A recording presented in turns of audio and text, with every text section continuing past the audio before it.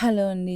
Good morning. ఈ Sunday అయితే morning 3కే లేసి నేను, మా ఆయనైతే రెడీ అయిపోయి ఆర్టీసీ బస్ స్టాండ్‌లోకొచ్చేసాము. వచ్చేసి బస్ ఎక్కాము. బస్ చూడండి ఫుల్ ఖాళీ అనమాట. ఇది ఫ్రీ బస్సే.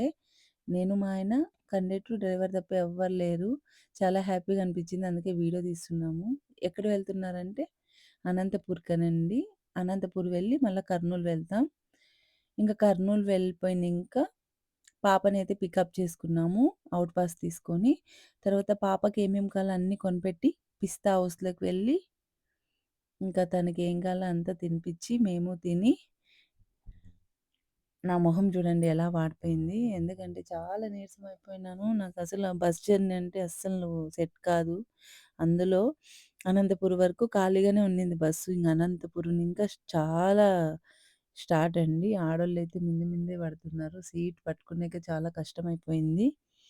ఆ కష్టంలోనే ఇంకా వెళ్ళామనమాట. తర్వాత ఇంకా మంచిగా భోంచేసుకొని, ఇంకా పాపనైతే కాలేజీ దగ్గర వదిలిపెట్టేసి, ఇంకా వచ్చేటప్పుడు కూడా మా పాప కొంచెం బాధపడింది. నాకు ఏడుపొచ్చింది. ఏడ్చేసి ఇంకా రిటర్న్ అయితే బస్ ఎక్కేసాము. బస్ ఎక్కినంక అయితే నైట్ 11 అయిపోయిందండి. చాలా బాధనిపిచ్చింది. ఇంత జర్నీ నేను యాపొద్దు చేయలేదండి. కానీ ఫ్రీ బస్సే. కానీ చాలా కష్టమండి ఫ్రీ బస్‌లో జర్నీ చేయాలంటే.